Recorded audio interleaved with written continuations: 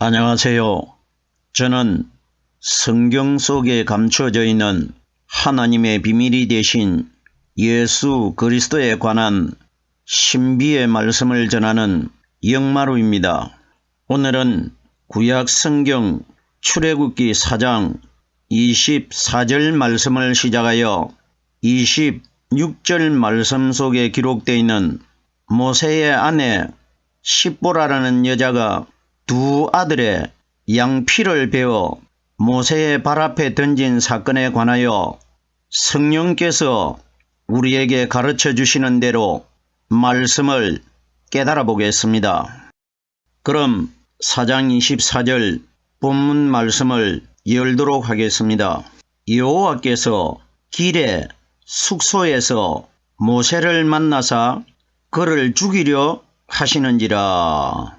이 사건은 모세가 자기의 아내와 두 아들과 아론과 함께 애굽에 있는 이스라엘 백성들을 하나님의 명령을 받고 건져내러 들어갈 때에 이 사건이 기록된 겁니다. 그럼 보세요. 현재 오늘날 우리들에게 이 기간을 성경에 기록되어 있는 대로 계산을 하면은 대략 3,500여 년 전에 일어났던 사건입니다. 그러면은 3,500년 이후에 이 땅에 살고 있는 우리들에게는 그때 이 사건에 기록된 사람들은 다 이 세상에 죽고 없습니다. 모세도 없고 십보라도 없고 모세의 아들들도 없고 이스라엘 백성들도 없고 애굽에 있는 백성들도 없습니다. 성경은 없어질 것이 기록되어 있는 것이 아니고 현재 보존되어 있는 것이 기록되어 있는 것입니다. 그러면 다 이 사건에 해당한 사람들은 이 세상에 다 사라지고 없는데 누구만 있느냐? 예수님만 살아서 하늘나라에 계십니다. 그러면은 이 말씀이 오늘날 우리들에게 남아 있다는 것은 이 말씀이 누구와 연관되어 있느냐? 2019년 동안 살아있는 우리 예수 그리스도와 우리들과 연관되어 있다는 것입니다. 이 사건이 정말 3,500년 전에 모세의 아내 십보라라는 사람이 정말 모세의 두 아들의 양피를 잘라가지고 모세 발 앞에 던졌느냐 안 던졌느냐, 이건 중요한 사건이 아닙니다. 왜? 모세 가족이 할례받는 사건을 기록한 것 아닙니다. 여기에 모세는 이 땅에 오실 우리 예수님을 보여준 것이고 마지막 이 세상을 심판하실 심판주 그리스도를 예표적으로 보여주는 사람입니다. 그리고 십보라는 모세의 아내가 된다는 것은 모세는 예수님의 상징이고 하나님의 상징이기 때문에 그럼 십보라 모세의 아내는 그리스도의 아내가 될 우리 인류 전체를 가리킨 것입니다. 그리고 여기에 등장한 모세의 두 아들 게르손과 엘리에셀은 유대인과 이방인들을 가리키는 것입니다. 하나님의 아들들을 가리킨 것입니다. 그럼 보세요.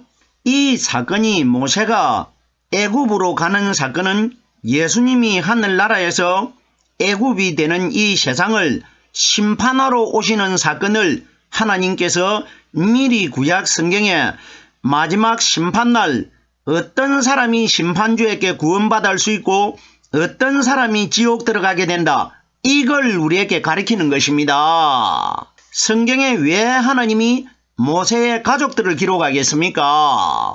이 영적인 방향으로 말씀을 깨닫지 못하고 사람의 어떤 생각이나 사람의 원리로 모세의 가족들을 깨달아버리면 결단코 구원받지 못합니다. 우리의 말씀의 연구 대상은 예수님이십니다. 예수님은 바로 하나님 아니십니까? 자, 그러면은 제가 서론을 이렇게 말씀드리는 것은 이 사건의 말씀의 기준 주체가 누구냐? 이 땅에 오신 예수 그리스도입니다. 이러기 때문에 예수님께서 이 출애굽기는 모세가 기록했는데 요한복음 5장 46절에 보면은 모세 그는 내게 대하여 기록하였느니라. 이 사건이 예수님에 대하여 다 기록되어 있다는 것입니다. 왜 이런 말씀을 믿지 않았습니까? 예수님이 직접 우리에게 말씀을 해주셨는데, 자, 그럼 보세요.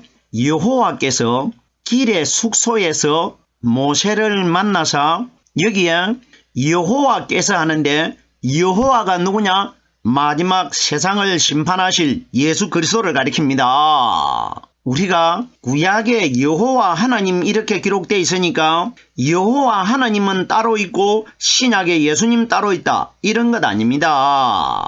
구약에 여호와 하나님은 바로 무덤 속에 부활하신 성령 그리스도입니다. 여호와라는 이름의 뜻이 나는 스스로 있는 자라는 뜻입니다. 그럼 보세요. 스스로 자기가 목숨을 내어주었다가 스스로 살아나신 분이 누굽니까? 예수님이십니다. 이분이 스스로 있는 분입니다. 스스로 자기가 살아났지 않습니까? 이걸 여호와 하나님이라고 합니다. 이분을. 여호와는 세상을 심판하실 심판주 그리스도를 가리킨 것입니다. 길의 숙소에서 하는데 길이 뭐냐? 길은 세상입니다. 이 세상 땅을 갖다가 길이라고 합니다. 땅에 건물이 없으면은 온 곳이 길이 되어버립니다. 사람들이 건물을 지었기 때문에 길이 따로 나 있는 것이지, 건물이 없으면은 세상 전체가 길이 되는 겁니다. 사람이 다니는 길이란 말입니다. 그럼 여기에 길이 어디냐? 세상을 길이라고 한 겁니다. 자, 보세요. 여호와께서 길의 숙소에서, 숙소라는 뜻은 뭐냐? 사람이 쉬어가는 곳을 숙소라고 합니다. 그러면은 우리 인류 전체는 이 세상에서 지금 쉬어가고 있는 중입니다. 잠시 우리는 머물고 있는 거류민입니다. 거류민. 그럼 여기에 여호와께서 길의 숙소에서 하는 것은, 길은 세상이고 숙소는 이 땅에 머물고 있는 인류 전체를 가리킨 것입니다. 다음 소절을 보십시오. 모세를 만나서 하는데 여기에 모세는 누구냐? 모세가 기준이 되는 것이 아니고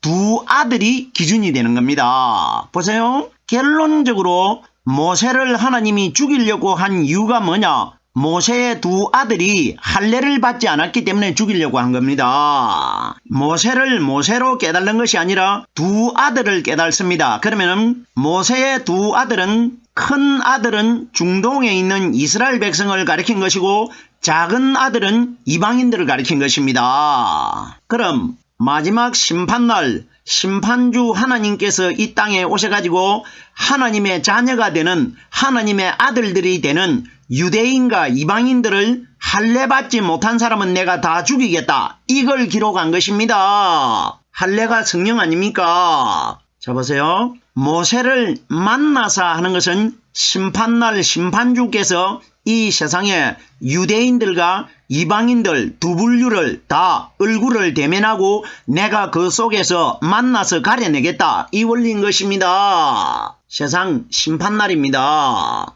모세를 만나서 그를 죽이려 하시는지라. 자, 보세요. 난지 8일이 되는 어린 아이가 자기가 할례를 받아야 될지 할례를 받지 않아야 될지 어떻게 알겠습니까? 그럼 보세요. 구약에 분명히 하나님께서 난지 8일 만에 남자아이는 다 할례를 받아라고 했습니다. 그럼 보세요. 그러면 8일 된 어린 아이는 아무것도 모르기 때문에 부모에게 문제가 있고 부모에게 책임이 있다는 것입니다. 그럼 보세요. 두 아들이 할례받지 않는 것을 부모를 죽이려고 합니다. 모세를 죽이려고 합니다. 이건 무슨 이야기냐? 두 아들은 이방인과 유대인들을 가리킵니다. 마지막 심판날 하나님께서 이 땅에 오셔가지고 성령 할례를 받지 않는 사람들은 다 죽이겠다, 이걸 말씀하신 것입니다. 그를 죽이려 하시는지라. 그럼 보세요. 성경에 기록되어 있는 하나님의 성령과 말씀은 동의어입니다. 일체입니다. 말씀이 성령이고 성령이 말씀입니다. 왜 일체가 되느냐? 요한복음 1장 1절에 이 말씀은 곧 하나님이시라. 그럼 성경에 기록되어 있는 하나님의 말씀이 하나님이면은 하나님이 바로 성령이기 때문에 성령과 말씀은 하나가 되는 겁니다. 그럼 보세요. 마지막 심판날 심판주께서 이 땅에 오셔가지고 사람의 마음속에 성령 세례를 받지 못한 사람, 성령 할례를 받지 못한 사람, 말씀이 마음속에서 깨달아지지 않는 사람은 마지막 심판날 다 죽이겠다, 이 말씀이라는 것입니다. 충분히 깨달아지는 말씀 아닙니까? 오늘날 이 세상에서 신앙생활을 하고 있는 우리들에게는 우리가 유일하게 믿고 구원을 받을 수 있는 길은 이 말씀밖에 없습니다. 말씀이 아니고는 구원받을 길이 없습니다. 이것이 하나님의 흔적입니다. 이것 한 가지가 유일하게 우리들이 구원받을 수 있는 길입니다. 마지막 날 심판주께서 오셔가지고 마음의 할례를 받았느냐 안 받았느냐 이것으로 세상을 판결합니다. 그럼 마음의 할례가 뭐냐? 마음속에 성령 세례를 받으신, 성령 할례를 받으신 성령 그리스도의 말씀이 들어있느냐 안 들어있느냐 이것으로 세상 심판이 판결될 것이라, 이 원리인 것입니다. 계속해서 출애굽기 4장 25절 말씀입니다. 십보라가 차도를 취하여 그 아들의 양피를 베어 모세의 발 앞에 던지며 가로되 당신은 참으로 내게 피남편이로다 하니. 자 보세요. 제가 서두에 말씀드렸습니다. 정말 3500년 전에 모세의 두 아들의 어미가 되는 십보라라는 여자가 자기 아들들의 양피를 잘랐는지 안 잘랐는지 이것과는 우리들과는 관계가 없습니다. 그리고 모세의 두 아들이 나이가 몇 살 정도 먹었는지 이것도 우리와는 관계가 없습니다. 왜? 하나님이 이 사건을 기록하신 것이 아니고 우리들과 예수님과의 관계를 기록하신 것입니다. 보십시오. 십보라와 모세의 가족들 기록해가지고는 우리에게 신앙적으로 아무 효험이 없습니다. 오직 십보라와 모세의 두 아들 사건이 기록되어 있지만 이 사건 속에는 우리 하나님께서 예수 그리스도, 즉 말해서 하나님 자신을 비밀로 숨겨두신 것입니다. 이러기 때문에 우리가 이런 복잡한 신비적인 내용을 깨닫기 위해서는 신비스러운 성령 하나님이 내 속에 들어오시지 아니하는 한 이런 말씀 풀 수 없는 겁니다. 자 보세요. 십보라는 모세의 아내입니다. 그럼 모세는 예수 그리스도를 상징합니다. 심판주를 상징합니다. 그러면은 여기에 십보라는 누구냐? 이 땅에서 하나님을 믿는 하나님의 신부를 가리킨 것입니다. 하나님의 아내들을 가리킨 것입니다. 자 보세요.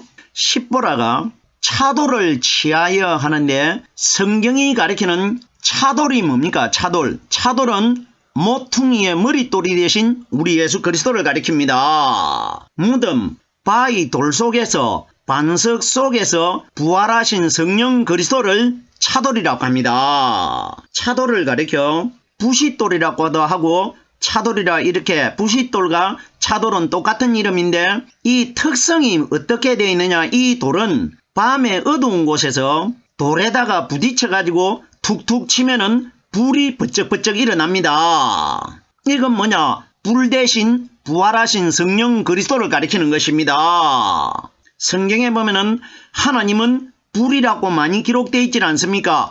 오순절 성령도 불의 혀같이 120명에게 임하지 않았습니까? 그럼 여기에 차돌은 무덤 바위 반석 속에서, 돌 속에서 부활하신 그리스도를 차돌이라고 합니다. 자, 그럼 보십시오. 십보라가 차도를 취했다는 것은 십보라는 마지막 심판날 심판받을 그리스도의 신부들을 가리킵니다. 이 땅에 있는 그리스도의 신부들은 반드시 내 마음속에 차돌이 되고 부싯돌이 되는 성령의 말씀을 가져야 된다. 이것이 취한 것입니다. 결단코 모세의 아내로 깨달으면 이 말씀 풀 수 없습니다. 그런 이야기 아닙니다. 이 땅에 하나님의 아내가 되고 하나님의 신부가 되는 우리 신앙인들은 반드시 우리 마음속에 차돌이 되고 부싯돌이 되고 보배로운 산돌이 되고 머릿돌이 대신 그리스도의 말씀을 취하여 가져야 된다. 이걸 우리에게 보여주는 겁니다. 이 사건 자체가 마지막 세상 심판사건 아닙니까? 정확하게 이 원리 아닙니까? 근데 보세요. 오늘날 우리들은 불행하게도 다 아무 뜻도 모르고 아무 내용도 없이 모세의 아내가 모세의 아들들 두 아들의 양피를 잘랐기 때문에 모세가 죽지 않고 살아가지고 애굽에 들어갔다. 이런 건 모르는 사람 누가 있습니까? 성경에 버젓하게 다 기록이 되어 있는데 결단코 우리가 알고 있는 단순적인 사람의 생각이나 사람의 원리로 이 말씀이 기록되어 있지 않는 것입니다. 하나님 뜻으로 깨달아야 되는 겁니다. 자 보세요. 십보라가 차도를 취하여 그 아들의 양피를 베어. 그럼 보세요. 그 아들이 누굽니까? 두 아들입니다. 두 아들은 한 아들은 중동에 있는 이스라엘 백성이고 한 아들, 작은 아들은 오늘날 이 세상에 있는 이방인들입니다. 자 그럼 보세요. 그럼 마지막 심판날 우리들이 모세의 실체가 되신 예수 그리스도 심판주 앞에 나갔을 때 우리는 반드시 양피를 베어 가지고 나가야 됩니다. 양피를 베었다는 것이 뭡니까? 성령 할례를 받고 나가야 된다. 이 원리입니다. 이것이 그 아들의 양피를 베어, 아들 2명입니다. 아들의 양피를 베었다는 것은 말씀으로 성령이 깨달아진 사람이 할례를 받은 겁니다. 할례 사건이 성령으로 깨달은 말씀 사건입니다. 성령 세례를 할례라고 합니다. 자 보십시오. 아들의 양피를 베어 양피 사건에 관해서 창세기 17장 14절 말씀에 보면은 하나님께서 아브라함에게 양피를 베는 것으로 언약을 세웁니다. 그때 보세요. 하나님이 아브라함에게 어떤 말씀을 해주셨느냐? 할례를 받지 아니한 남자, 그 양피를 베지 아니한 자는 백성 중에서 끊어지리니 그가 내 언약을 배반하였음이라 이렇게 기록되어 있습니다. 그럼 우리들은 현재 이 땅에 살고 있는 우리, 오늘날 현재 우리들과 이 사건이 정말 관련이 있습니까? 그럼 우리들이 오늘날 이 땅에서 할례를 양피를 다 베고 있습니까? 현실적으로 맞지 않는 이야기 아닙니까? 보세요. 남자들 중에 양피를 베지 않는 사람 많이 있습니다. 즉 말해서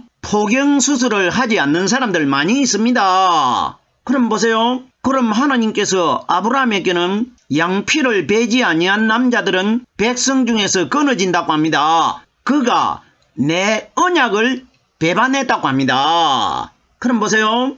양피 사건을 기록한 것이 아니고 언약이라는 단어가 기록되어 있다는 것은 언약은 말씀으로 약속한 겁니다. 그러면은 내 언약을 배반했다는 것은 이 땅에서 마지막 심판날 사람의 마음속에 성령으로 깨달은 말씀 들어있지 않는 사람들이 양피를 베지 않는 것이고 언약을 배반한 겁니다. 이 사람들 내가 내 백성 중에서 심판날 끊어버리겠다. 이 원리인 것입니다. 지옥으로 다 보내겠다. 이 말씀을 해주신 것입니다. 자 보세요. 할례를 받지 아니한 남자라고 여기 기록되어 있는데 남자는 우리 예수 그리스도입니다. 무덤 속에서 죽어 장사되어 있는 예수를 믿으면 할례를 받지 아니한 남자가 되는 겁니다.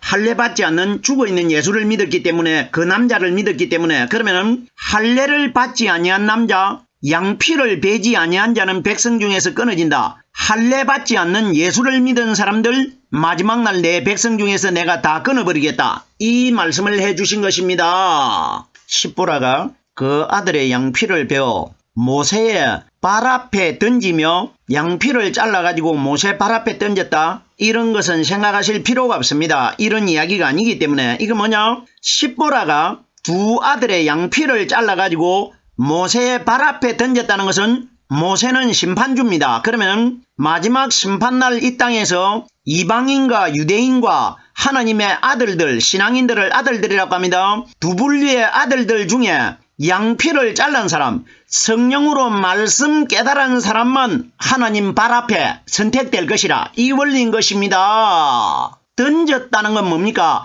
내 몸이 예수님에게 선택될 것이라. 이걸 발 앞에 던졌다고 합니다.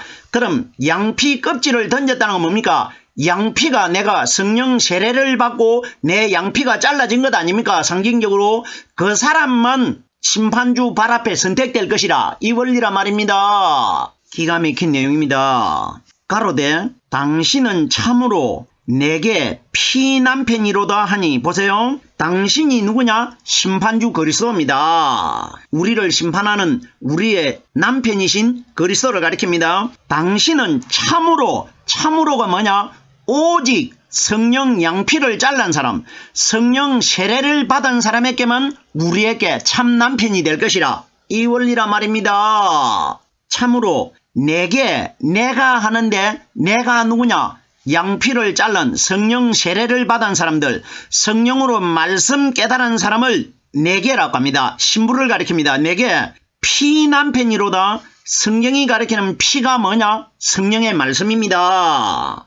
성령의 말씀을 피라고 합니다. 그러면 결론적으로 성령으로 깨달은 말씀 가지고 있는 사람들의 남편이 될 것이라. 이 원리라 말입니다. 말씀이 피라는 것은 계시록 19장 13절에 기록이 되어 있습니다. 피의 이름은 하나님의 말씀이라 칭하니라. 피가 말씀이라고 정확하게 기록이 되어 있기 때문에 당신은 내게 피남편이로다.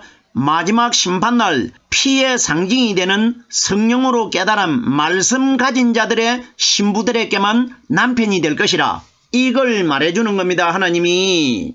남편이라는 것은 고린도후서 11장 2절 말씀에 보면은 그리스도를 가리켜 우리의 남편이라고 하고 성령으로 말씀 깨달은 사람들을 정결한 처녀라고 기록이 되어 있습니다.